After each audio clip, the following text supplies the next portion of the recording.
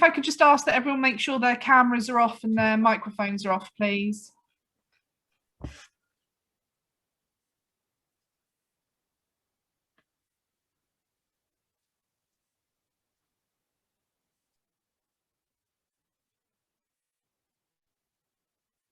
Just give it a couple more minutes and hopefully get a few more people in.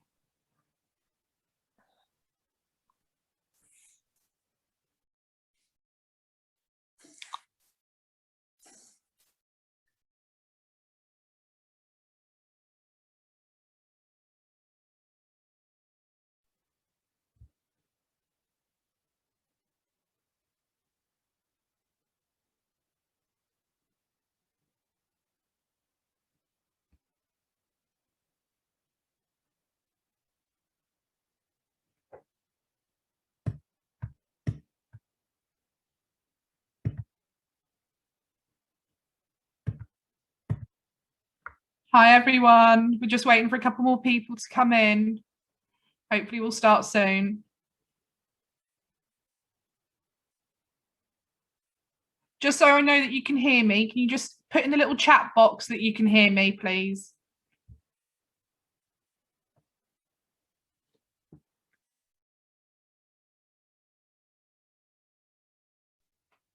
Yep, you're good to go, Niamh. Niamh.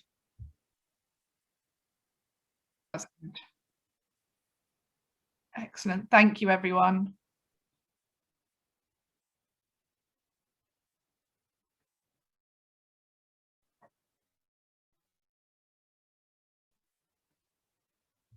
So I think we'll just sort of start now and get started, and anyone else that comes in, Kelly, you can just let them in as we go. But we'll sort of get started now. Yep, that's fine. Yep. Perfect, thank you. Right, good morning, everyone. Sorry, I got a frog in my throat already. Right, good morning, everyone. Thank you for coming to today's tribunal training. Oh, something's going on my screen. Oh, there's some green writing all over my screen. I don't know what that is. Okay. So yes, thank you for coming to today's tribunal training. You'll know that all that your mics are muted and your cameras are off. That's for confidential reasons. We are recording today's session. So we just want to make sure that you can't be seen in the recording. As we go through today's training, there will be periods we'll stop for questions. Kelly is in charge of questions, and if any come up as we go through the training, she might stop. But if you could make sure that the questions aren't personal to your situation, because we are confidential. If you do have any questions that are personal to your situation, please just give us a call afterwards and book in with an advisor and we can talk with you. There is going to be a 10-minute break at some point as we go through the training, just so you can go get a drink, do what you need to do, and then we'll come back. This is a 2-hour presentation. Hopefully it won't run over, but if there are lots of questions, that may happen. I'm going to apologise in advance for any technology difficulties that we have. Last week when we did the tribunal training, there was some real difficulties with technology. So I just want to apologise in advance if that happens. At the end of this training, Kelly, my colleague, is going to put in the chat an evaluation link. If you can follow that and fill that in, that'd be fantastic.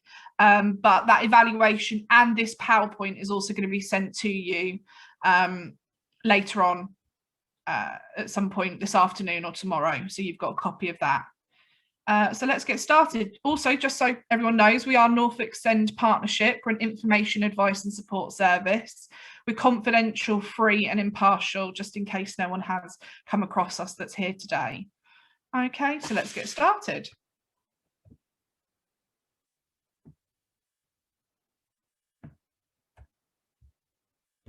There we go. Sorry, my screen wasn't working. Right, so the aims of today. So these are a couple of aims that we're going to go through today, but my main aim today is to give you guys the confidence to know what you can appeal, how to lodge the appeal, the paperwork you're going to need to fill in, why you're appealing, and how to go through your paperwork. That's really what I want to do, is to give you guys the confidence to be able to do this. So why go to tribunal? The main reason most people here today will be going to tribunal is because they're unhappy with the decision the local authority has made to the final EHCP. And that's likely to be section I, which is the placement, but it may also be sections B and F, which are the needs and provision. So the tribunal is totally independent of government and will listen to both sides of the argument, and the decision will be based on the law. And this is really important to note. It's also based on evidence that's provided. So it's based on law, but it's regarding the evidence that's been provided. And we will talk about that a little bit later as we go through the training today. It's not an easy process and shouldn't be taken lightly. But as a parent, the reason you're attending today's tribunal training is because you feel that you've got no other choice but to go to tribunal. And that's you making the decision in the best interest of your child. And that's what we want to help you with today. So, you know, if at any point during the process you have questions, you can always contact the service and ask for help. That's what we're here for. So just below, you can get help from and advice from us, SENDIAS, and also IPSI. You may also be able to get support from legal aid, but with legal aid, they will only support you up to the hearing. They won't attend the hearing with you. So they will support you with paperwork and gathering evidence, but they won't support you with the actual hearing. But please press on that hyperlink. So as you go through today's training, there will be some words or phrases that are read and underlined, and they're hyperlinked. So when you get the presentation sent to you, you can press on those and it will take you to the website. So if you think you might be eligible for legal aid, please do have a look on their website. So who can appeal? So all parents and carers have the right and can appeal a decision made by the local authority, and that's why most of you are here today. If you have a young person, so someone who is over the age of 16 but under the age of 25, the expectation is that they will be in charge of decisions that are made. As a parent, you can absolutely support them with this. You will be the advocate, and I'll come on to that a little bit later on, but you can support them with that. If you feel or have concerns about mental capacity regarding your young person, please get in contact with the service, because we can discuss with you in more detail what mental capacity is and sort of what the legal tests are. I won't go into that too much, but if you do have concerns around mental capacity, get in contact with the service and we can talk that through with you in more depth. So what you can appeal. So as I said a little bit earlier on, most of you are here because you're looking to appeal section I, the placement, or section B and F, which are the educational needs and educational provision. We're focusing on these appeals at the moment due to the recent phase transfer that will have happened. And I know a lot of parents are having to go down the route of appeal because of placement and lack of spaces. Again, something I'll get onto a little bit later. There is something called the National Trial on Health and Social Care, and that's where recommendations can be made by the tribunal service. You can only appeal health and social care if you're appealing an educational section of the plan as well, but I will come on to that later on. When can you appeal? So you can only appeal if you are given the right by the local authority, and you can get this in one of two ways. Either following a final plan, when the final plan is issued, you will be given that right of appeal, or following a decision letter from the local authority once you've had an annual review. So when you have an annual review, you will be sent a decision letter, and it's going to say one of two things. It's either going to say maintain, and that means they're keeping the plan the same, they're not making any changes, and you'll have the right of appeal straight away. Or they're going to say it's being amended. And at that point, the local authority will amend the EHCP, send you a draft to have a look over, finalise the plan. And once you've had that finalised, amended EHCP, if it still doesn't name the placement that you want or hasn't had the changes you want to be in F, you can lodge your appeal. So a lot of you will be here because you've received phase transfer, and that's where the local authority has amended the EHCP to name the new placement for September, and that's what you're appealing. So you only have 2 months from the letter sent by the local authority in which to appeal. and start the process. That's really important to remember. It's really important to know that it's only 2 months. If you fall out of your 2 months, you will need to call an annual review to get the right of appeal again. Sometimes the tribunal service or sendist will accept late appeals. Generally, if it's a couple of days, a week over, they may accept it, and you can contact them and ask them if they'll accept a late appeal. They'll ask you to fill in the form that you'll have to fill in, which is a Send 35, and we'll talk about that later, and explain why it's a late appeal. If the tribunal accept that, that's fantastic. Then you can crack on with your appeal. And if they don't accept it, then you will need to call an annual review to get yourself that right of appeal again. But this will elongate the process because you've got to go through the whole rigmarole of asking for the annual review, having the annual review meeting, waiting for the decision letter from the local authority, so the annual review ends, and then lodging your appeal. So it can make that whole process longer. So just remember, you only have 2 months from the date on the letter sent by the local authority in which to lodge your appeal. Considering what to appeal. So, as I've said in the previous slides, the majority of people here today are going to be appealing because they're unhappy with Section I, which is the placement or the college placement, school placement. We always advise that if you are looking to appeal Section I, you also look at Sections B, which is the needs, and Section F, which is the provision. These sections inform the type of placement needed in Section I. And the EHCP itself is going to be evidence as part of your appeal.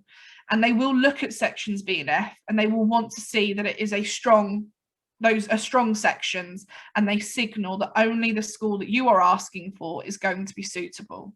So although I know a lot of people are appealing Section I, and that's because the local authorities say the schools are full, and so that's why they're appealing it, it's still really important that you look at Sections B and F to make sure that they signal only the school you want is right and suitable, and that they are what we call quantified and specific.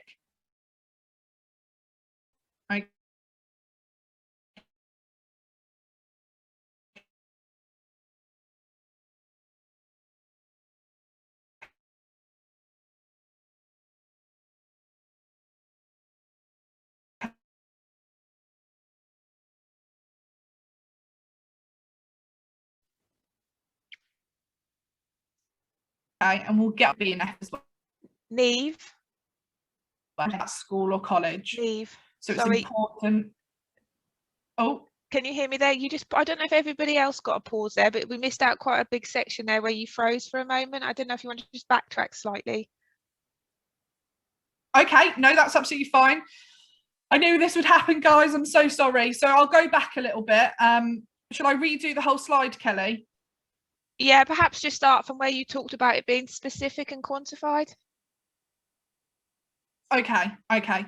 So as I was saying before it froze a little bit, the plan should be specific and quantified.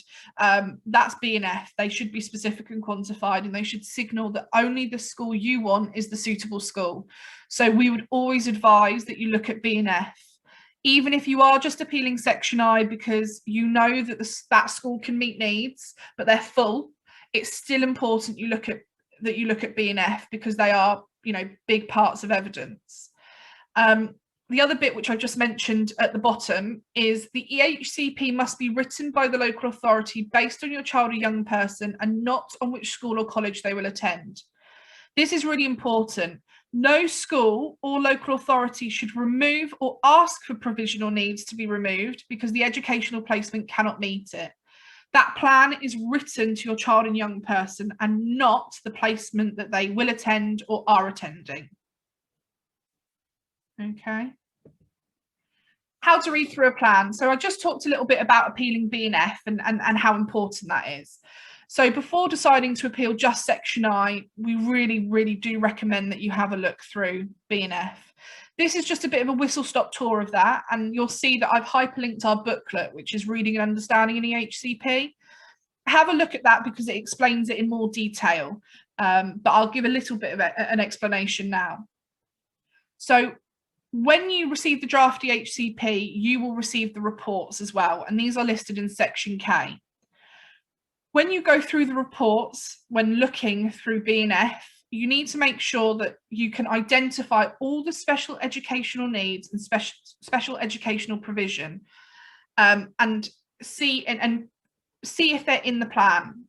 When you go through the reports, you'll see that the majority of times the needs and provision are listed under the 4 headings of needs, which is sensory and physical, social, emotional, mental health, cognition and learning, and communication and interaction.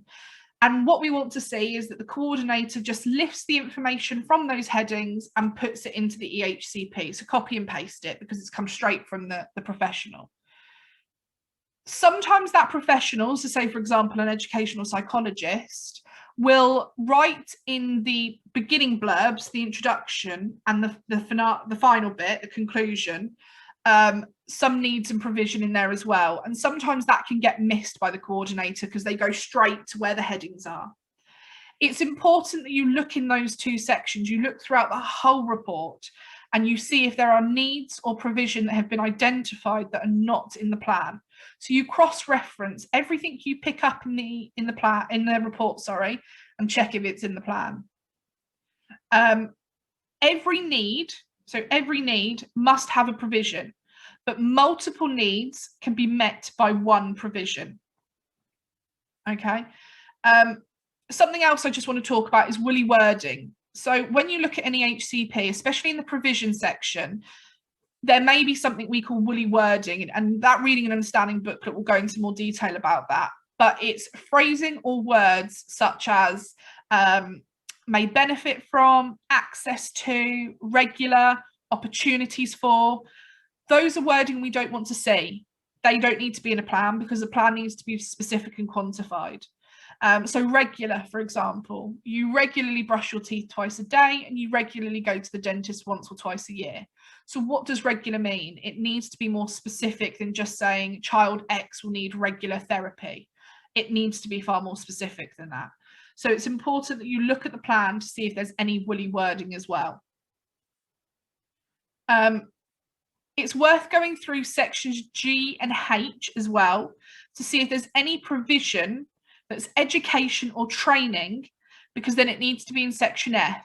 So for example, speech and language therapy, which is provided by health and is a healthcare provision, actually needs to be in the problems we have with technology.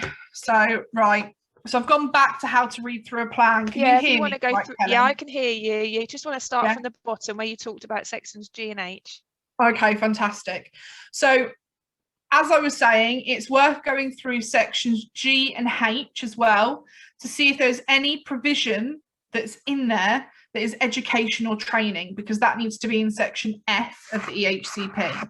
So for example, speech and language therapy, it's a healthcare provision and, healthcare provide it, but it is education and training. And so it needs to be in section F of the plan.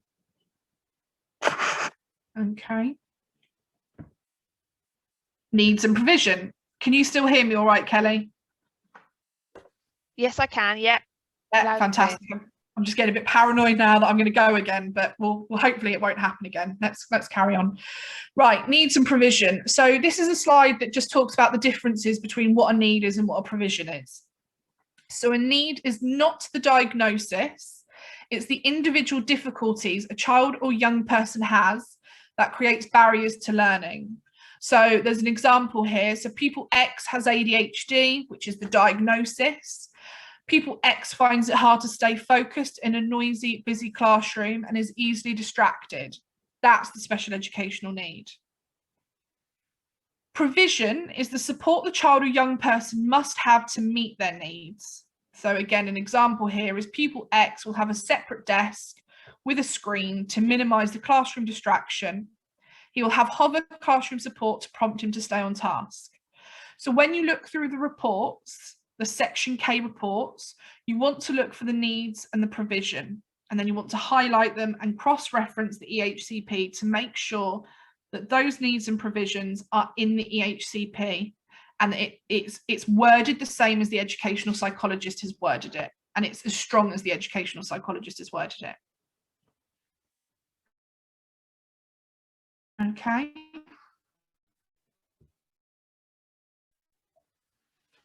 So needs and provision, but it is true, needs and provision do equal placement. So if B and F are strong, specific and quantified, this should inform the placement at the moment.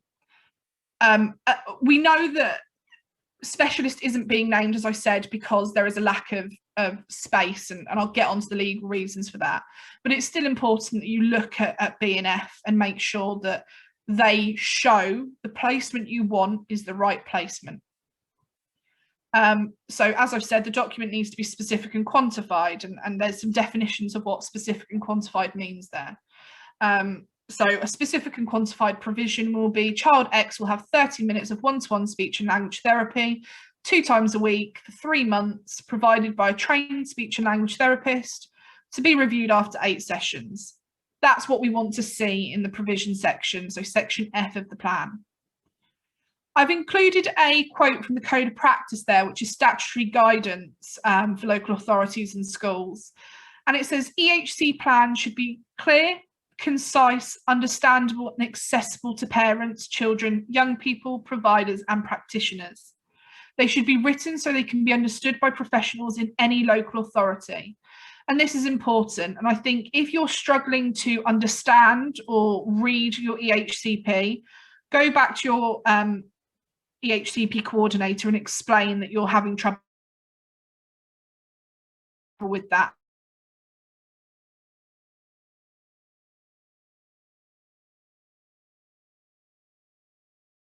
And that the plan should be clear, concise, understandable. All sections B and F, you've gone through sections B and F and you notice that there's information missing or there's lots of woolly wording and you think I need to appeal those 2 sections.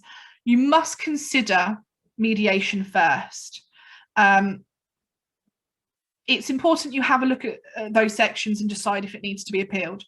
Once you contact mediation, you'll be booked in for a MIAS, which is a mediation information awareness session, where an independent mediator will explain the process and your options to you. Once you contact mediation, that will stop the clock on your appeal time. So for example, if you contact mediation the day before your 2 months is up, that will stop the clock on your appeal time. You don't need to worry about that 2 months. So mediation does that by contacting them. Even if you just leave a voicemail on their phone, as soon as you contact them, that will stop the clock. Mediation can be a really useful tool to resolve issues with sections B and F. And if through that mediation meeting you reach a full agreement with the local authority, you only need to proceed to tribunal, with section I. If you only make partial agreement through that mediation meeting, then you will proceed to tribunal with still some bits that need to be changed to B and F, but hopefully most of it you'll have done through the mediation meeting. Remember, you only have 2 months from the formal local authority decision letter to lodge your appeal. But once you contact mediation, you can also gain a month from the mediation certificate to appeal, but it's whatever is the later. So for example, if you were given the right of appeal on the 5th of February, you'll have to the 5th of April to lodge your appeal. If you receive your mediation certificate on the 1st of April, you'll then have till the 1st of May in which to lodge your appeal. So it can extend your time by a further month if you receive that mediation certificate and your 2 months is already up or it's close to being up. That mediation certificate can extend your time. Okay, so I think now's probably a good time to stop for questions if there are any, Kelly. There currently aren't any questions, but if anybody does have any, put them in the chat box now and we'll read them out. Yes, please do. I'll give it a couple of seconds just in case.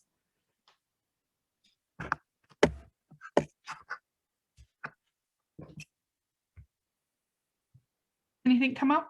No, it seems like everybody's happy. You can carry on, Niamh. Okay, excellent. Right, let's carry on. So appealing health and social care, something I sort of touched upon earlier on. So On the 3rd of April 2018, a new 2-year national trial began, and it's also known as the single route of redress.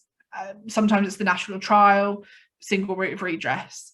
Health and social care aspects of the EHCP, as well as the educational elements, can be appealed. So this is happening under the new national trial. It started in 2018, like I said, and it is still continuing. SENDIST, which stands for Special Educational Needs Disability Tribunal, have the power to recommend that health or social care needs or provision are specified or amended in plans. The SEND Tribunal only have the power to make non-binding recommendations on health and social care, but it has been made clear that the expectation is that the recommendations will be followed. If the recommendations are not going to be followed, then the local authority for social care, or the CCG, which is the Clinical Commissioning Group for Health, will need to write to the parents, carers, or young person and the tribunal within 5 weeks explaining why they have decided not to follow the recommendations. If you're unhappy with that decision, you can complain to the local government and social care ombudsman regarding social care, or the Parliamentary and Health Service Ombudsman regarding health. You can also seek a judicial review because of the decision, but you will need to instruct a legal representative, such as a solicitor, if you want to start a judicial review. If you have questions on judicial review, we can talk them through with you if you give us a call, but we can't represent you or support you, anything like that. It would need to be a solicitor. Section I placement, which is probably the reason most of you are here today, because you're unhappy with what's been named in the plan and you want to appeal that. So this is a list of the schools that the local authority can name, that you can ask them to name. At the bottom there, I've talked about independent special schools or independent specialist colleges if they are section 41. So we only have one section 41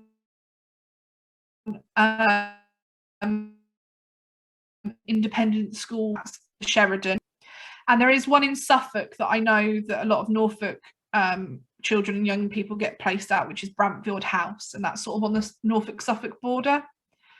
They're a section 41 school, which means that they have ticked in to have the same responsibilities as a maintained special school or an academy or anything like that. So you can appeal for those schools. So you can appeal for a section 41 independent school. If it's a non-section 41 independent school, and we have quite a few of those in Norfolk, so Acorn Park, St Andrews, All Saints, Aurora Eccles, Futures Education, and there's a couple more I can't think of at the moment. If they're a non-section 41 school, the LA don't have to name it, they don't have to consult with them, and if the school themselves say no, there's no way to challenge that. So if you're looking at Acorn Park, let's say, or Aurora Eccles, and that school comes back and says, no, we can't meet needs, or no, we don't have space, you then can't appeal for them. You can only appeal for a totally independent school if you have the right from them to appeal. If they give you a letter that says, yes, we have space, and yes, we can meet needs, then you can appeal for them. So section I placement continued. So the local authority must name the school or institution in the EHCP unless there is one of these legal reasons. So the school is unsuitable for the age, ability, aptitude, or special educational needs of the child or young person, or the attendance of the child or young person would be incompatible with the provision of efficient education for other children, or the provision of efficient uses of resources. Bit of a tongue twister.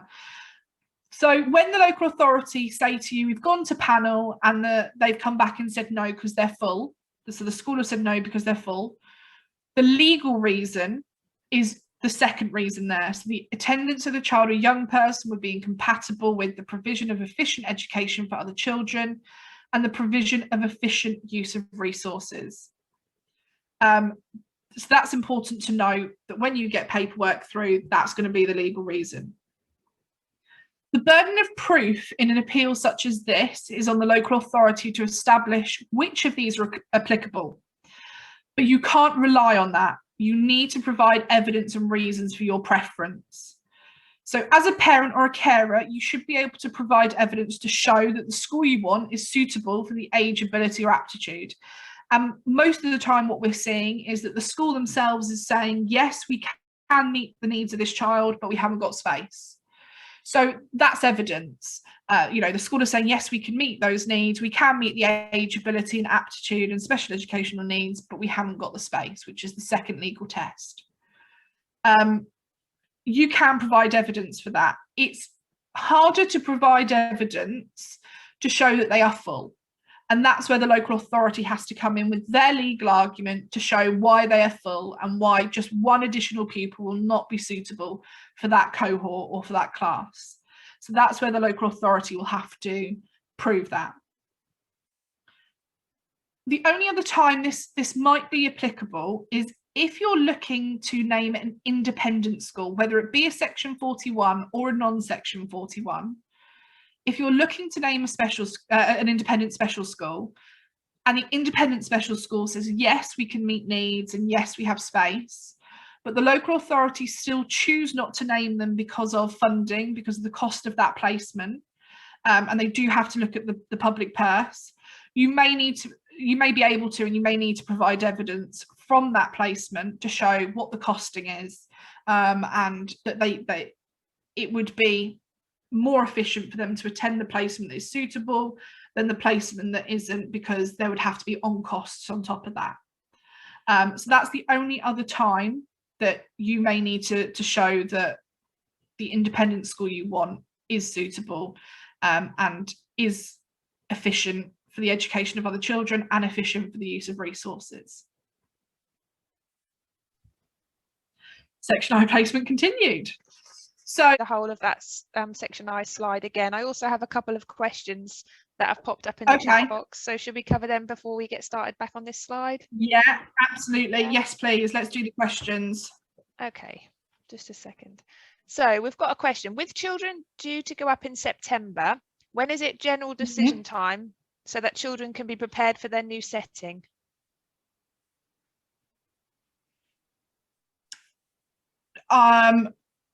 What do you mean by general decision time? Because you will have received the phase transfer notice before the 15th of February, which will tell you where the local authority are placing that child.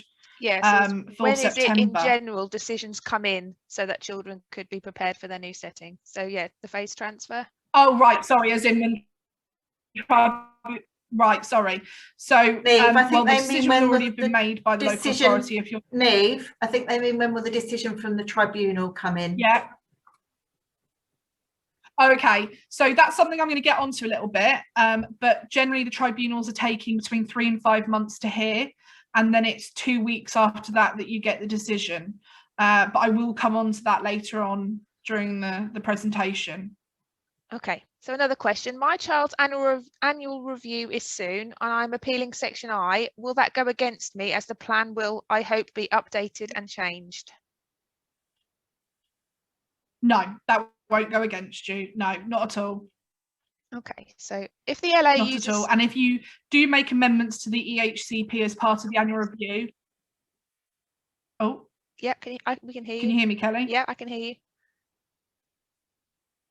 I can hear you. Niamh. Sorry, so I was just saying, no, that won't go against you. And if there are then any changes that are made to the EHCP as part of that annual review, you can submit that as new evidence. Okay. So if the LA uses the school is full, which is an unlawful, and opts for the alternative reasons, isn't this just covering up that it is full and trying to bypass the law?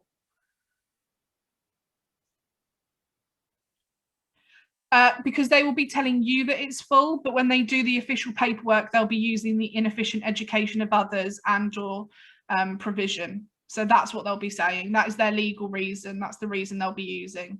But they will say that the school is full, and that's the legal reason that they will use in tribunal paperwork. I have not had a named school for secondary or an amended plan for the 15th of February. Okay, so if you haven't received that, if you could get in contact with us at the end of this tribunal training and book in to speak with an advisor, we can sort of try and figure that out and see what's going on for you, because you should have received that before the 15th of February. Okay, thank you. I also have an annual review just before my appeal date. How will it affect the hearing if the complete EHCP isn't back in time?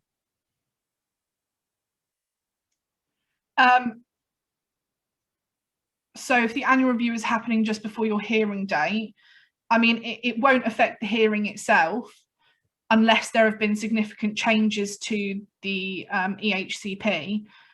But I presume, and Amy, jump in here quickly, I presume that the local authority would have to submit any changes as part of their evidence to the tribunal.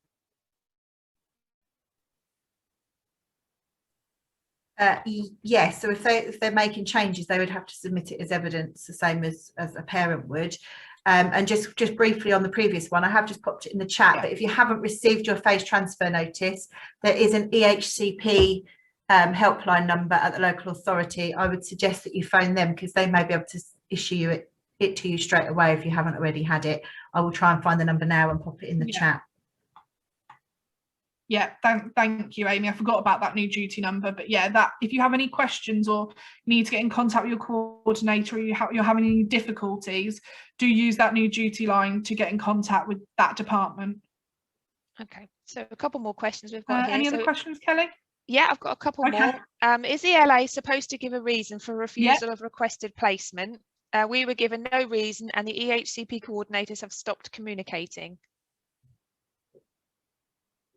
So yeah, they should tell you why the placement, they've said no. They should tell you why that placement hasn't been named in the EHCP. And the reason more than likely is that the school is full, but they should be communicating that with you. They should be absolutely telling you. So I would suggest you get in contact with that duty line number, give them a call and ask why they've said no. So if verbally told the school is full, can we declare this as tribunal as evidence of bypassing the law? Niamh? Yeah. Sorry, I'm just going to come in there. Just to be really clear, they're not bypassing the law by using the legal terminology. That's just the legal terminology for a school being full. So if the school is classed as being full, then the legal defence for that is that addition of further pupils will cause the inefficient education of others. So it's not them using a different reason, it's just the legal terminology. But when they talk to parents, they obviously talk in a way that is easier for everyone to understand, and the description of that is that the school is full. Yeah, absolutely. And like I said, the legal reason is what was on the previous slide, but they will say it's full, but there is no bypassing. When they inform the tribunal, they will be using that legal reason. Okay, any others, Kelly? Not for the same. We've got one at the bottom here just saying that somebody's contacted the duty line and has been given no response, and the coordinator's off long-term sick, and there appears to be no suitable business continuity to cover workload. So just talking about really the EHCP coordinators and how to get in contact with them. Okay, I mean, try the duty line, but if you are having any difficulties with that, do get in contact with our service, and we can see if there's anything that we might be able to do. But in the first instance, try the duty line. If you're not getting anywhere with that, try and contact us, or contact us at the end of this session, and we'll see what we can do. Thank you, Niamh. Yeah, that's all the questions in the chat box. Is that okay? Yep. Yeah, fantastic. Okay, so just before I left again, I was talking about Section I placement continued, and to be fair, as part of the questions, I've kind of touched upon that, and so has Amy with that reason. But it's remembering, which I've put at the bottom there, that it is about whether just your child or young person will have such a great impact that it will affect the education of others. So an example of that might be that the tribunal will say as part of their decision, yes, this school is suitable, and actually if you split the class of 10 into 2 classes of 5 and arrange for a mobile classroom to be installed, you would be able to take this additional child. In a tribunal that I've been in recently, the school said, yes, we can take this child, but we need an additional TA in the class for safety reasons. The local authority agreed with that. The tribunal agreed with that. The parent agreed with it because they obviously wanted that placement, and that was what was decided. So it's important that the tribunal, when you go to tribunal, the local authority have to prove why that one additional child will have such a great impact that will affect the education of others, and the resources and what the legal test said. But that is the local authority who have to prove that in their argument. Okay.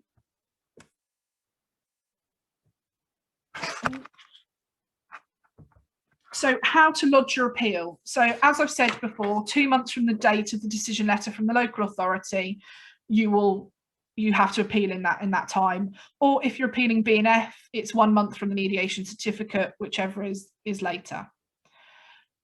You must complete the appeal form, which is 735. And I've hyperlinked that there. So when you get this, you can just press on that and it'll take you straight to the 735 form. With the 735 form, you must send a copy of the EHCP, the reports from Section K, a mediation certificate if there is one, and the letter from the local authority that gave you the right of appeal. So you must send that with the 735 form, to lodge your appeal. If any of that is missing, they may not agree to lodge it. At the moment, it would be easier if all of this could be sent electronically to Darlington, because they aren't actually in offices at the moment because of COVID. And so if you do send it hard copy, if you do need to send it all in the forms in a paper form, then it may take longer for Darlington to pick it up and process it. So if you can send it electronically, and the 735 form you can fill in online, if you can send it electronically, that would be fantastic, and the email is at the bottom there. But if you can only send it in hard copy, just be aware that it may take a little bit longer for Darlington to pick it up and to process it. So it might just take a little bit longer. If you do send it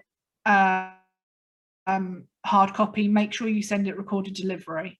That's important, and only send copies of your reports and your evidence and the 735 form, because if anything was to get lost and those are originals, you may not be able to get them back. So make sure you only send copies. So what the form must include. So this is just a list of what things need to be in the form, and I'm not really going to go through it. The only one thing I want to pick up on is where it says name and address of representative if you have one. So a representative is something that is like a solicitor or a barrister. So someone who's going to represent you that has a good understanding of SEND law. We don't advise that you need a representative. You don't have to have one if you don't want one. And the tribunal don't expect you to have a representative. If you feel that you absolutely do need one, there is a list on our website of SEND specific solicitors. So please have a look at that. But you absolutely don't need a representative.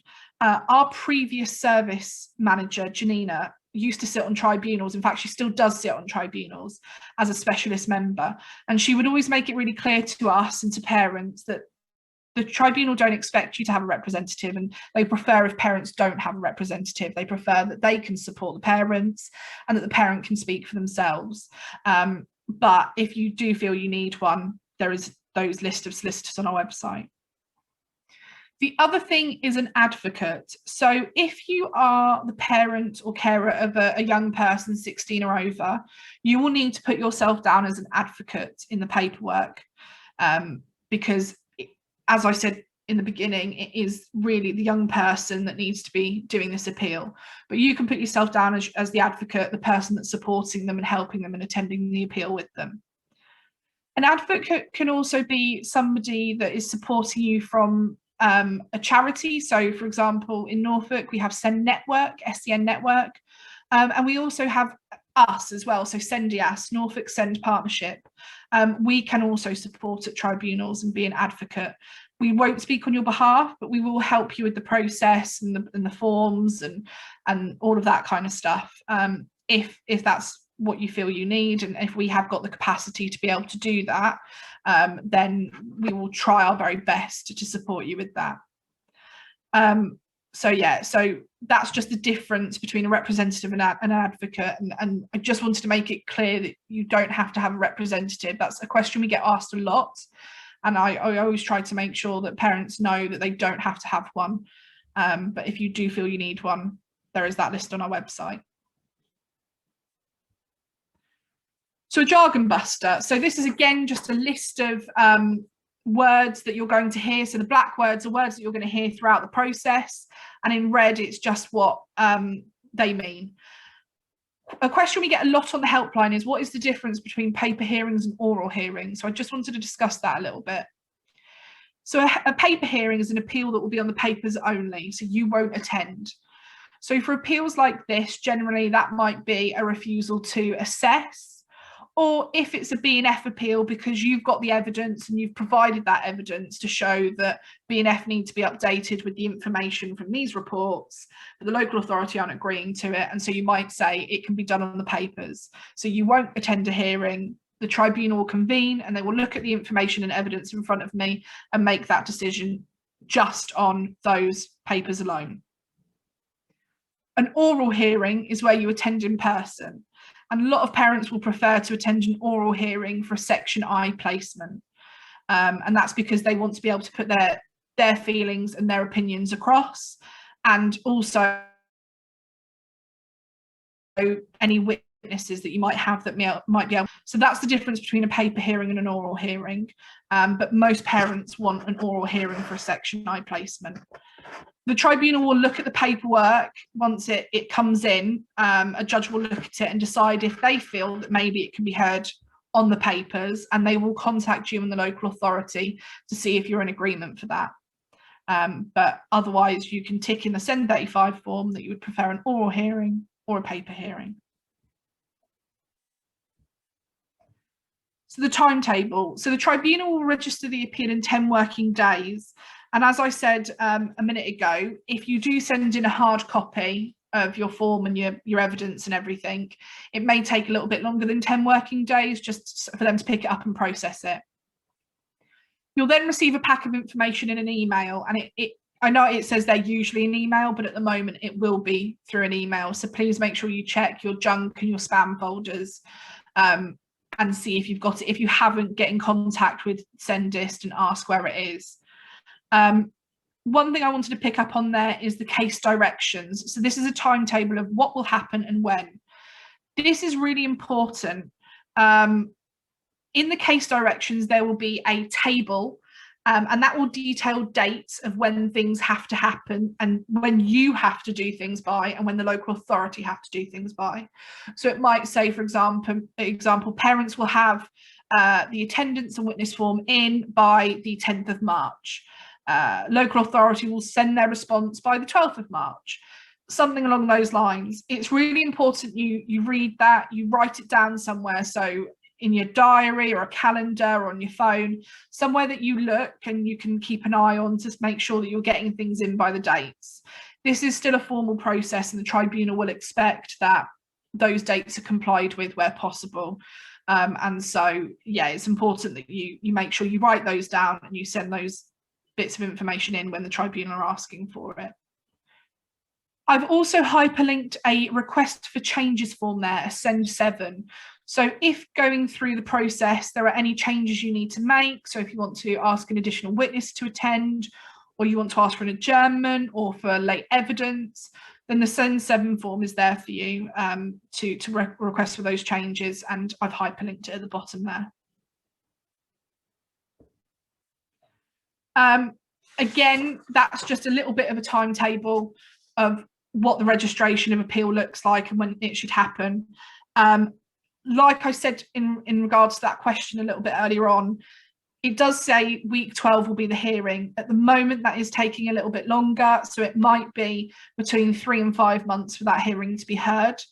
And so that is taking a bit extra time. So it should happen by week 12, but it is taking a little bit longer because of just the volume of appeals that are being registered with Sendist. I think we're on a break time. So it's pretty much, I think, bang on. Sorry, 11. Niamh, did you just want to tie up the couple of questions we've got left? Oh, yes, please. Yeah, if there's any questions before we go on the break, yes, please. Let's do it. Okay. Okay, so I have lodged an appeal and the 20 days is nearly up and I haven't heard a thing. What's the process for when the 20 days is up? Do I chase them or do I wait to hear back? Okay, so it's 10 days after. So if you lodge your appeal, it's 10 days after that. If you haven't had an email and you've checked your junk folder and you've checked your spam folder and all of that, get in contact with Sendist, and the number for that is at the end of this PowerPoint presentation. So if you haven't received that email with the case directions and all of that information in the previous slide, get in contact with Sendist and let them know. Okay. And can I send in more recent reports as evidence that isn't in the KDocs? Absolutely, yes, you can. And literally after this break, we're going to get into evidence, which is quite a big chunk of the PowerPoint. So I'm not going to go into it in too much depth, but yes, you can. And I'll talk about that in the evidence bit. Okay, that's it for the questions, Niamh. Fantastic. Right, so if we have a break and say we'll come back, because I think it's bang on 11 now. Hi, everyone. I'm just waiting for another minute because it's not quite 10 past yet, just for everyone to get back in case they aren't. Kelly, do we have any other questions that are in the chat? Yep, we do. We've got a few questions. Okay. Fantastic. Let's do that before we crack on. Yeah.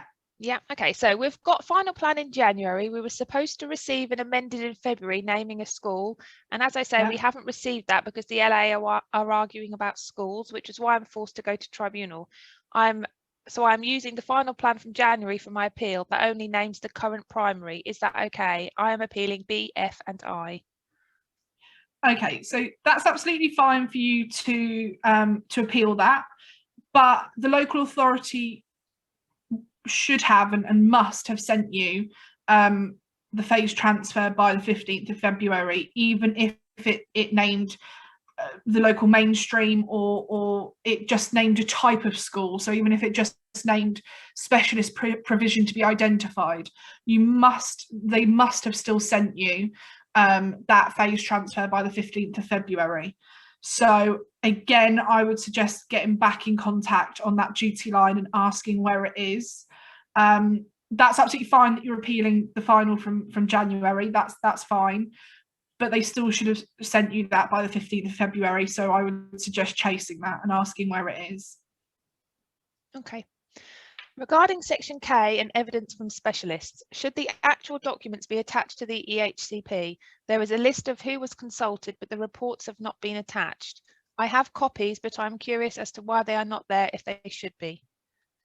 Okay, so Section K is just the documents that were used to make up the EHCP. So, for example, an educational psychologist report or a speech and language therapist report, occupational therapy report, an annual review document. If there is any sort of paperwork regarding consultation, that will not be part of Section K, but that can be part of your evidence. And I will discuss that in this section we're coming into. But Section K will only be made up of the documents that created the EHCP. Okay. Does the chances of success change if it's heard orally rather than just on evidence? What would be your recommendations? It's a difficult one to answer. I don't know if it would make a difference, but I think that with an oral hearing, you would have the ability to have witnesses, and the tribunal would be able to ask those questions of the local authority and of you. And I think that can be really helpful for the tribunal when making their decision, that they have people there that they can ask those questions to. And I will come a little bit on during the process, during this training, onto witnesses. But I think that being able to actually answer those questions from the tribunal when they ask them, and if they haven't got the answer in front of them in the paperwork, that is useful for them. Okay, and last question. I've had a mainstream named instead of a specialist provision. I won't put my child in either. If the worst came to the worst, I want my child in a mainstream high school. My older child, which is the other side of the city, sorry, let me repeat that. I've had a mainstream named instead of a specialist provision. I won't put my child in either local mainstream. If worse came to worse, I want my child in mainstream high school. My older children, which is the other side of the city, would that be okay to change if I had to? Okay, so let me break that down a little bit. So first of all, you have a right to a mainstream education, but that doesn't mean a particular mainstream school. So it's a right to mainstream education, but not a particular mainstream school. And so if they've named a mainstream that you're not happy with, you can obviously appeal for another mainstream, but you would need to show why the other mainstream is suitable, even more suitable than the mainstream that they have named, because like I said, it's a right to mainstream education, but not a specific mainstream school. You can still appeal for specialist if that's what you want to do, and if partway through you want to change that to mainstream, you can do that through the Send 7 form, but you will need to show why that mainstream school that you're requesting is more suitable than the mainstream that's been named, because of that legal caveat that you have a right to mainstream, but it's not a particular mainstream school. No, that's Are there all any for other the questions. Okay, fantastic. Right, so everyone is hopefully back now. So we'll crack on now. And this part is about evidence. And so this is a really good part and a really important part. So sending in evidence. Your evidence is everything else after what you send in with the Send 35 form. So when you send a Send 35 form, you have to include the K documents and the EHCP. That has to go in automatically, and that goes to the tribunal. Anything that you send in after that that's evidence, so if you have any other reports, or if you have a witness statement, for example, from the SENCO, or the SENCO that the child or young person's going into, the school they're going into, you need to send that information to the local authority. And that's really important, because the local authority are the people that create what's called the bundle, and I will talk about that a little bit later. So the evidence that you sent into tribunal, which was the EHCP and K docs, you don't need to send again to the local authority. It's any other evidence. So like I talked about, any other evidence, you need to make sure you send it to the local authority. If you don't, they may not get it, and it may not go into the bundle, which is the big stack of paperwork and all the evidence that the tribunals will look at. Okay, so when you do send in evidence, make sure you send it to the local authority. Make sure that you send in a chronology, and only send in photocopies. So if you are sending it hard copy, like I talked about earlier on, make sure that you only send in photocopies. When the local authority respond to your appeal, you can make a response to that argument. And you can send that to the local authority in the Send tribunal. So if something is stated in the response, so for example, the local authority say that the school you want can't meet a certain need or can't meet a certain provision, but you've been through a prospectus and you can see that in the prospectus that the school does meet that need or does do that provision, you can send that as a response to the local authority's response to your appeal. And the only other thing I'm just going to drive home again, because it's really important, is that you make sure that you send all evidence after to the local authority. So any additional evidence that isn't your K documents or your EHCP, you send to the local authority, because they create the bundle, which is what I'll talk about a little bit more later on. So evidence. It needs to be up to date approximately within the last year. If it isn't, but it's still relevant and it's still good evidence, please send it in. Needs to address the issues you're appealing, and it needs to support the points you're making, and check, is it relevant? It's going to help your argument. You know, is that information you're going to send in going to help with your argument? Tribunal is evidence-based, and so although, as I've talked about previously, the burden of proof is on the local authority, it's so important that you still send evidence in, evidence that's going to help your case. Again, evidence. So these are examples of evidence. So expert opinions, teacher reports, that kind of thing. The list isn't exhaustive, and there may be other evidence that's relevant and important that you have that could be used as evidence. So please submit that. But that is just an example of some bits of evidence.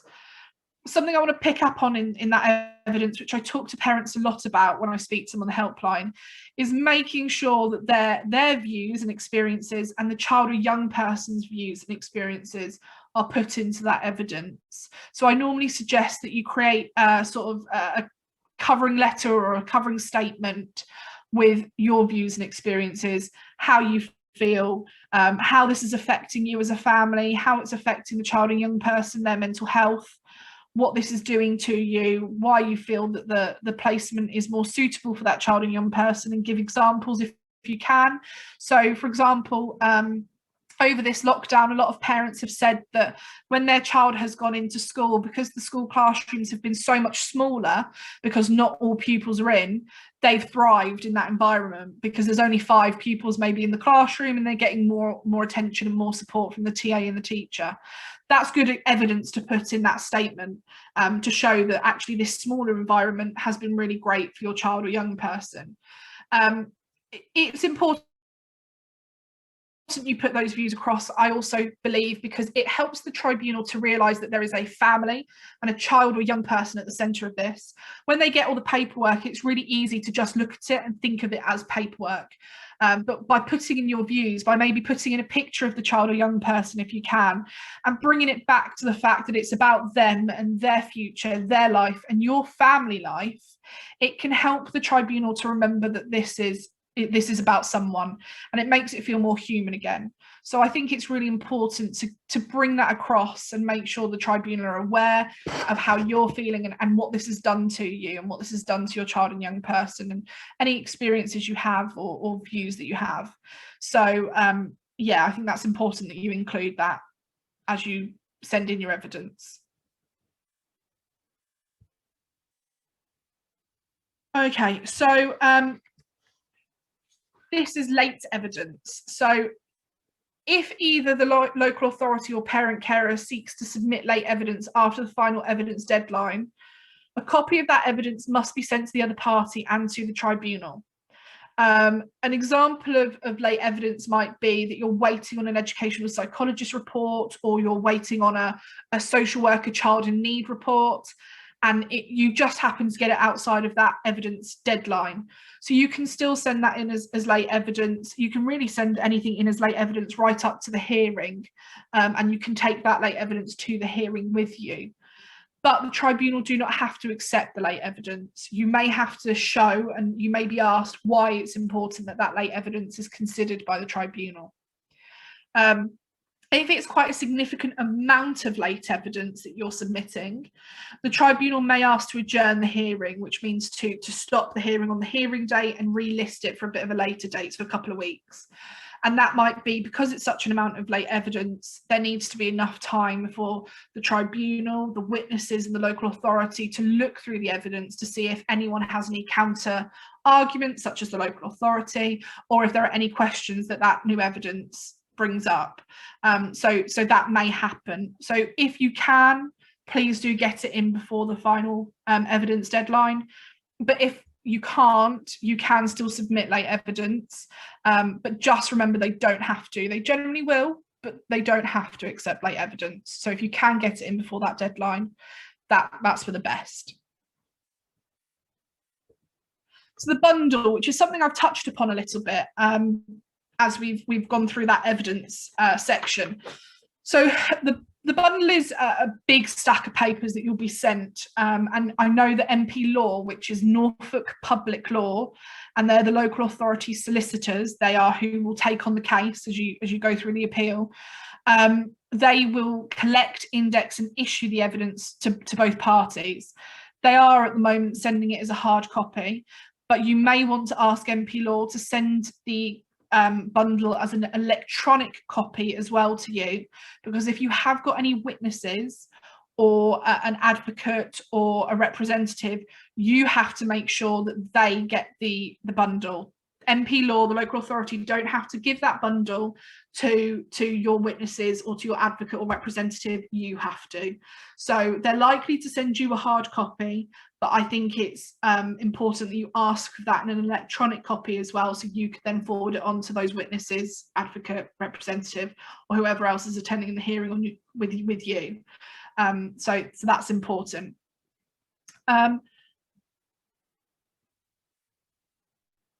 Something I want to talk about here is the page limit. So this is something that my manager Amy recently went to a law conference, and Judge Jane McConnell was there, who's the head of Sendist, and she explained that they are becoming more stringent on these page limits. So it details there what the page limits are. So for BF and an IP, 175 pages each party. So they are becoming really stringent with those page limits. So please make sure when you send in your evidence, you're checking how much it is. If you do want to submit more evidence than the page limits being set, you must do a request for changes form, which is the Send 7, which is hyperlinked a couple of slides back, explaining why the additional pages are necessary. Where the other party may raise an objection to the number of pages submitted, then the issue will be considered by the tribunal panel at the hearing. And at that hearing, they will ask you, why is these extra pages important? But they will also ask the other parties, the local authority, why are they not happy with these extra pages being submitted? And then they'll make that decision as to whether they accept those pages or not. With the bundle, when you do receive it in that hard copy, I always advise that parents look through it over and over again a couple of times to digest what it says, especially looking at the local authority's evidence. And when you do look through it, scribble on it, scribble all over it, highlight parts, get post-it notes and stick them on bits that you want to bring up in the hearing. You know, use that as your chance to go through their evidence and write any arguments that you want to counteract, or anything you want to discuss at the hearing. That's absolutely fine for you to do that. And I would advise that when you get that bundle, have a good look through it and make sure you make notes or anything like that, so that when you get to the hearing, you can know that when you go onto this part of the bundle, you can bring that up. Or, you know, when the local authority representative says something, you know that in your bundle, you've got something you want to discuss. So that's important. You know, write notes on it, scribble all over it, do whatever you need to do so that you know what's in that bundle and you know what is going to be discussed during the hearing, because the tribunal will refer back to the bundle quite a lot. So you need to know what's in there and where it is. So yeah, so that's the bundle. Witnesses, which is something I was just talking about a little bit a minute ago. So tribunal normally limit the number of witnesses to 3, but if you did have more witnesses that you wanted to attend, you could again fill in a Send 7 form and ask for an additional witness to be present. An example of witnesses might be a speech and language therapist, an occupational therapist. I really would advise, if you can, to get the SENCO of the current school, if they're in agreement with you, and the SENCO of the school that the child will be going up to in September, again, if they're in agreement with you, to attend as well. If they can't attend, then you can ask for a witness report from them, but it would be good if they could attend so that the tribunal can ask them some specific questions. You can ask for a witness to be summoned by the tribunal, and you do this again through a Send 7 form. The summons is sent to the parent or the young person to serve to the witness. So you have to deliver that summons. So for example, if your witness wants to attend but is being stopped by their manager, or if it's a SENCO and they're being stopped by the head teacher, you can ask for that witness summons, and then you have to deliver that witness summons to that person for them to attend, and then they have to attend. So that's important as well. So if you do need to ask them to attend and they can't, you do have that opportunity for a witness summons. Something else as an example of witnesses, if you are looking to appeal for a wholly independent school, so like I talked about Aurora Eccles or Acorn Park, so it's a non-Section 41 independent school, you may want to ask for a representative from that school to attend as a witness.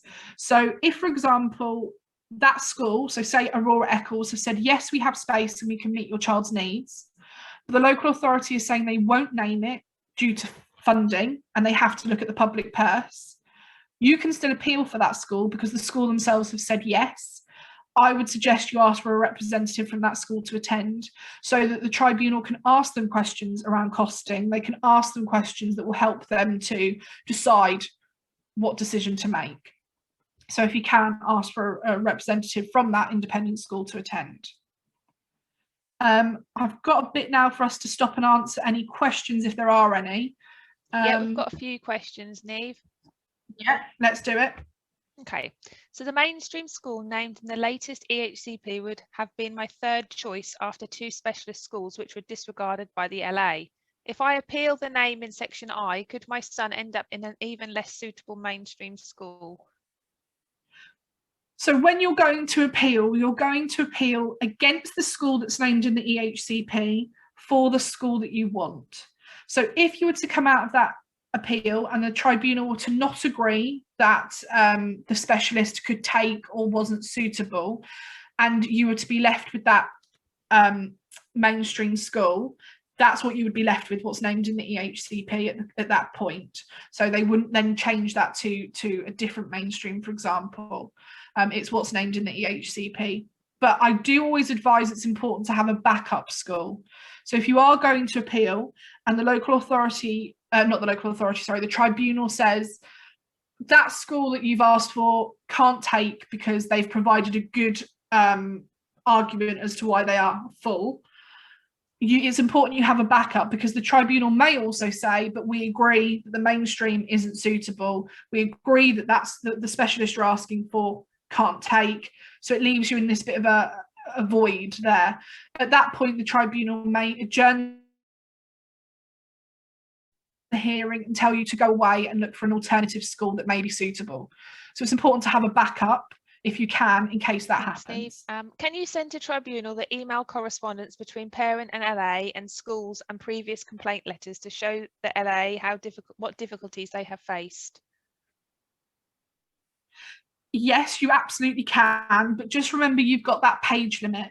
So again, it's whether that is relevant. So make sure that email trail or those letters are relevant to your appeal. They're helping your point, because the tribunal can't make any decision on whether the local authority have been hard to contact, or that you've made a complaint about something. They can't make a decision on that.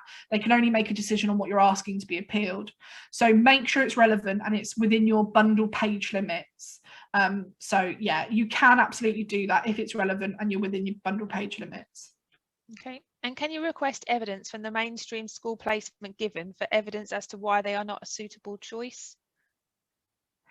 Yes, absolutely. Yes. So if the mainstream that's been named is in agreement that they are an unsuitable placement, they agree that they can't meet your child's needs, absolutely get a statement from them or get a report from them. And if you can, ask them to attend as a witness. And if they can't, just make sure you've got that evidence of a report or a statement. That's really important.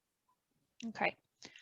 Let's just check. So if the mainstream school are saying they can meet this child's needs, will this go against the appeal for a complex needs school? So if they're saying they can meet needs and they are suitable, then that is going to be harder to prove why they aren't. But it might be that the local authority call them as a witness to show to say that to the local authority, to the tribunal, sorry, and the tribunal may ask them questions. They will try to pick apart and find out why, but that could make it a little bit more tricky. Yes. Okay, Niamh, thanks. That's all the questions. That's it. Fantastic. Yep. There will be a chance to ask more questions at the end, but I'm just stopping as we go through a little bit. But there will be more chances as we go through. Okay, so the working document. So if you have decided to appeal B and F, following mediation, if you following that mediation, if you haven't made all the changes that you want and you were in partial agreement but not full agreement for all the changes, you'll be sent what's called a working document, which is a Word version of the EHCP that you're appealing. And on that that working document and that Word document, you'll be able to make amendments. And that will go back and forth between you and the local authority numerous times. You will mark up these amendments that you want. That will then go to local authority. Local authority will make a decision about it, come back, say yes or no, and it can go back and forth, really up to the date of the hearing. But the tribunal will expect that as much of the amendments have been made prior to the actual hearing. They will want you to make as many amendments as you can, if not all of them, before the hearing, so that only the really difficult points still go to the hearing. They would prefer it if you could finish all your B&F queries through the working document. But like I said, if you can't, and you do have to go to appeal with it, you know, make as many as you can through that working document. Something that's happening, I've noticed recently with appeals, is that when looking through the working document, the local authority are actually organising meetings between you and the EHCP coordinator to make those changes to the working document. So it becomes a bit like, I guess, an informal mediation, where you will sit there and you will go through the working document and you will make those changes. It will go back to your coordinator. They'll either agree to them or not, and it will go back to you. And it might be that you have to have a couple of those meetings with your EHCP coordinator to get all the changes. And if you can't agree to all those changes through that working document, you may need to take those last few amendments to the tribunal. But like I said, the tribunal will want you to make as many changes as possible through the working document and agree as many as possible before ending up at tribunal with any that you just haven't been able to agree. So this is a working document key. I won't go over it too much, but it does talk about, or it does show you what it will look like. When you get the working document, you will get this key at the top, and you will need to make sure that you fill it in specifically. So bold type are the parents' proposed amendments. Make sure that when you put an amendment in, you bold it so that the local authority can see that that's what you're asking for.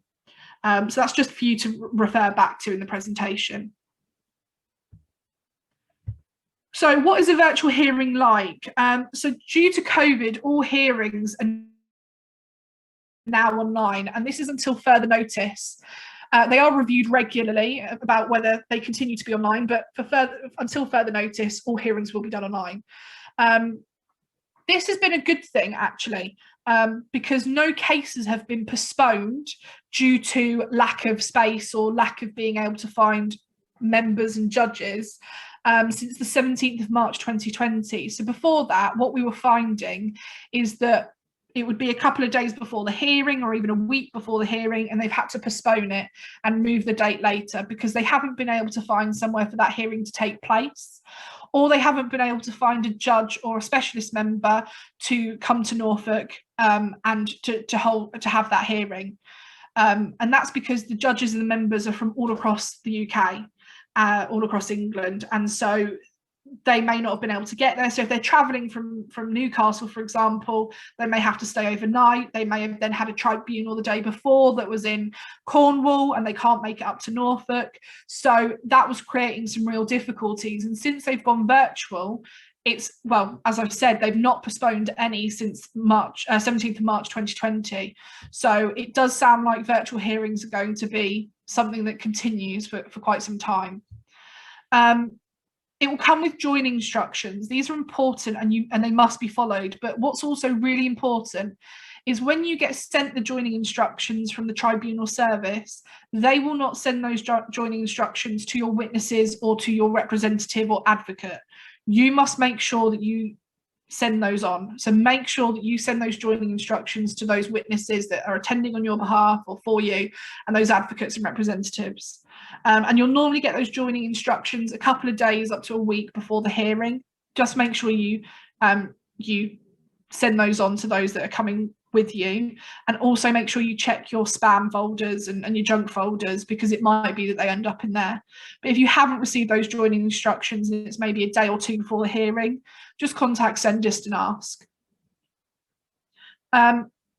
Something I just want to talk about there is that you may feel emotional and there will be breaks. Hearings are going to be emotional. It becomes sort of like the climax of all that time you've spent gathering that evidence and proving your case, and it comes to the day of the hearing, and that's your opportunity to speak and to say what you want to say and have that judge and those specialist members listen to you. And so it can become really emotional, and the tribunal completely understand that. And if you need to ask for a break, please do. But you know, they also know that you are doing the best that you can for your child, and you are doing what you believe is in the best interest of your child by starting this appeal. And so they are aware it can become emotional, and you may cry and, you know, whatever else. So they will be understanding. You can ask for additional breaks. Also, phones can't be used in the hearing, but equally, please keep calm and don't talk over people. This is something that I have seen, and a judge will ask that person to stop speaking over people, stay calm, you know, stop getting angry. And if that continues to happen, the judge can ask for them to leave. And that's not something that you want to happen, because you want to still be able to be there, to hear what's being said and to put your point across. So just don't talk over people and keep calm. You will have an opportunity to speak and to bounce back anything that the local authority have said or the MP law have said, and put your point across. So, you know, that's important. Take a summary of the main points you want to ensure the tribunal has heard. So something I also advise is, before you go into the tribunal, it sometimes happens that when you're in a tribunal or you're in a meeting or you're in something where it's emotional, you forget what to say. You forget that there's a point you wanted to talk about. So to take a page with bullet points on of things that you want to mention, so that you can remember to mention them, because sometimes it can be easy in that setting to forget what you want to talk about. So children attending the virtual hearing. So it's really important, like I said previously, that the child or the young person's views are taken and they are provided to the tribunal. And it's important as a parent as well that you gather those views and wishes, and you make the tribunal aware in case it's changed or they've said something, you've heard them say something, you think, oh, that's really, really emotive and that's important the tribunal hear it. Make a note of it and make the tribunal aware as you go. If you do ask for your child to be at the hearing, they will usually just speak to the tribunal members. So MP law or your witnesses might not be there. It will just be the tribunal and the judge and the member. It's less formal than the hearing. They try not to be scary. They'll just ask a couple of questions. It's normally 20 minutes, half an hour. They might be there asking a couple of questions and getting a feel for what the young person or child has to say. But the child cannot then stay in the virtual hearing. They then have to go, childcare has to be there for them to go and be elsewhere. Recently, during lockdown and with the schools being closed, the tribunal have been really understanding with the fact that you haven't been able to get childcare. And so there might be the child running around in the background, or they might be in the other room and you have to keep checking on them. They have been really, really understanding of that because of the circumstances. But I think as things go back to, I want to say some kind of normality, but I'm not sure if that'll ever happen. But as things start to go back to some kind of normality and children do go back to school, there will be the expectation that there will be childcare if they are asked to be in the hearing. There will be childcare for them afterwards to take them away and take them from that hearing. Niamh, can we just have a couple of questions here? Oh, yeah, okay. I mean, I've literally only got another slide. I've got one slide before questions, but if you want to ask, it's up to, let me do the last slide because it's one slide. Let me do the last slide and then we'll answer some questions. Is that okay? Perfect. Yeah, fine. Yeah, fantastic. Okay, so this is the last slide, everyone. I know that tribunal training isn't the most fun. It is quite a dry subject, but it is important. And so I'm sorry that it may be a little bit boring, but it is important you know all of this information so that you can do that appeal. So this is the last slide. So concede, withdraw or consent. So the local authority can only concede an appeal before their response date. So as I mentioned earlier, you'll have case directions, and in those case directions will be a date that the local authority have to send their response in by.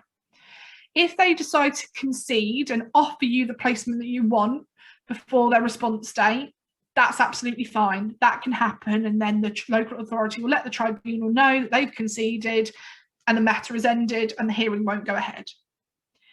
After that response date, the only way the appeal can be concluded is either decision by the tribunal, or the parent or young person withdraws the appeal with the tribunal's consent, which is a send 8 form. And apologies, I haven't hyperlinked that send 8, but what I will do is, before this presentation gets sent out to you, I will quickly amend it and hyperlink it.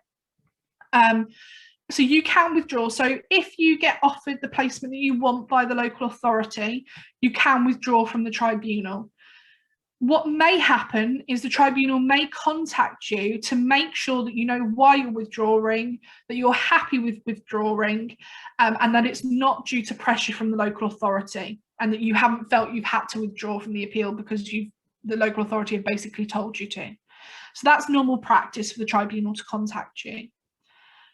If the appeal is withdrawn after the response date, then you can ask for a consent order from the tribunal rather than withdrawing. And a consent order gives you that extra layer of security and safety, because what will happen is you will ask MP Law for a consent order. They will draft the consent order, and it will basically say, we, the local authority, agree to name X school in the EHCP and make these changes to B and F, or these are the agreed changes to B and F. And that consent order will then be sent to the tribunal.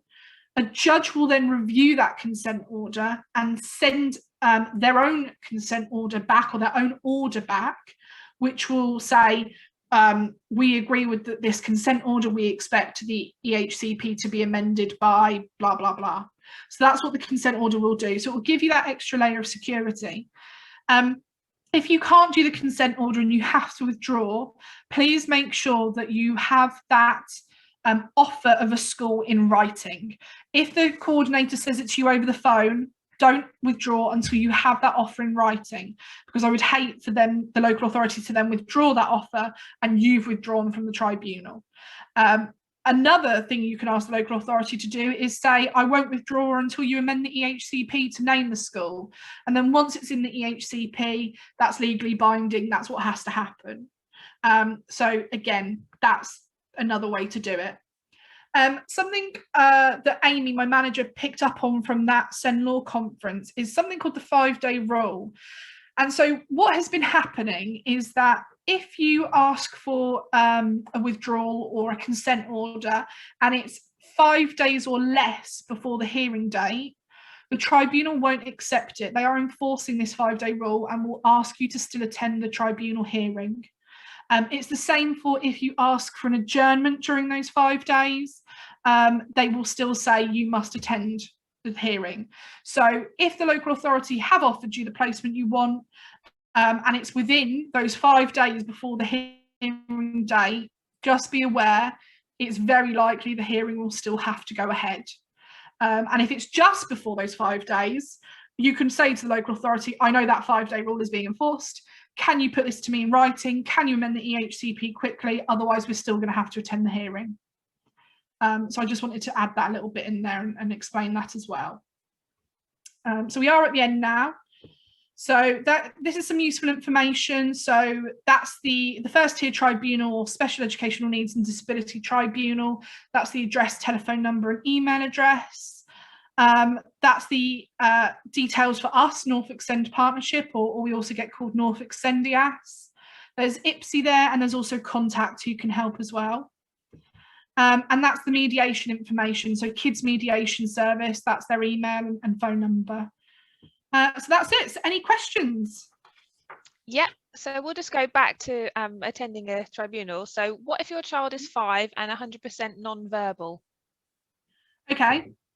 So if you don't want them to attend the hearing, they don't have to attend a hearing, but there will still be ways that you would be able to get some of their views from them. So it might be that if their behaviour might be a view, for example, so their behaviour might show how they're feeling. So you can explain that your child does this behaviour when they're in this specific situation, and that can show that they're unhappy with what's going on. Or it might be that you could use PECs or something along those lines to get their views and wishes. Sometimes you absolutely can't, and that's really hard, but the tribunal will understand that. But if they are very, very young and you don't want them at the hearing, or even if, even up to the age of 16, you don't want them at the hearing, or they don't want to attend the hearing, they don't have to. That's just if they do want to be there, or you want them to be there. Okay, I think you've covered another one of the questions with that answer. Oh, okay. Saying about whether they have to attend. Yeah, just discussing whether they have to attend and speak at tribunal because the parent felt they wouldn't be able to cope. But I think you've covered that. Fine. Yeah, they don't have to. No, that's absolutely fine. Just as long as their views and wishes are gathered in some way and presented to the tribunal, they don't have to attend. Okay, so can you send a written statement from a child aged 10 with their views? Absolutely, yes. Yes, I think that's fantastic. If you can, and it has got their views and wishes in it, absolutely, yes. And personally, would you recommend a child to attend if possible? It's difficult. It's not for me to recommend. It's down to the individual situation, the individual child, the individual family. Like I said, if they can attend and they want to attend, that's great, but you can gather their views and wishes in other ways. And that can be presented to the tribunal if they are going to struggle with attending, or it's too overwhelming, or they won't understand it. You can gather that advice in other ways. Okay, and do you know what percentage of appeals are settled before the hearing? I don't have a particular percentage. I don't know, Amy, if you've received anything with that information. I don't, but if you there are statistics on the gov.uk website for tribunals, so that would probably be on there, but that would be a national picture rather than a Norfolk picture, I think. Yeah, so yeah, sorry, we don't have anything more specific. Okay, so if they go back to face-to-face hearings, where would they be held?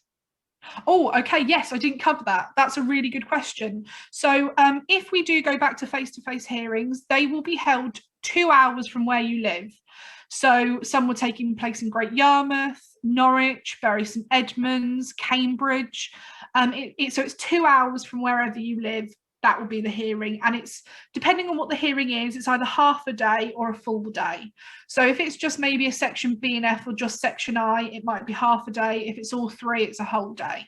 And sometimes even with just a section I, it might be a whole day. So just be aware of that. But it's 2 hours from wherever you live that the hearings will take place. Sorry, just to clarify, it's within 2 hours, because when you say 2 hours, it makes it sound like they'll pick somewhere that's 2 hours away. It'd be no further than 2 hours away. Yeah, no, it's within 2 hours. Sorry, yes. Yeah, absolutely. Okay. And can you submit video to the tribunal if your child can't cope? Yeah, so I have seen this done before where a parent has submitted a video. I think you have to check with the tribunal that this is okay to submit a video, but I know it has been done, yes. So the answer is yes, because I know it has been done previously. Okay. And lastly, does the tribunal give much weight to the lived through experience of a family and a child with SEN? So yeah, absolutely. And they will, of course, ask you those questions and look at the evidence that's been presented. And I talked about that statement from parents, which is really important. They will, of course, take that into account, but they will look at the evidence that's been provided to them about whether the placement is suitable and whether the school can take. So they will look at the legal tests and see if, according to those legal tests, have they been met or not. But they will always take parents' views and wishes into account as well. Okay, that's everything for the questions. Okay, fantastic. So thank you everyone for attending today's tribunal training. I hope it's helped, and I hope that it's given you some insight into the process. If you have any further questions or you need any further support, please do get in contact with the service and we can book you in with an advisor to discuss anything more specific to your situation. At the end of this tribunal training, there will be the evaluation put in the chat box if you can fill it in. If not, the evaluation and the PowerPoint will be sent to you hopefully this afternoon or tomorrow, so that you have that to refer back to. And also this recording is going to go up onto our website, so if you ever need to refer back to the actual video, you can do that as well.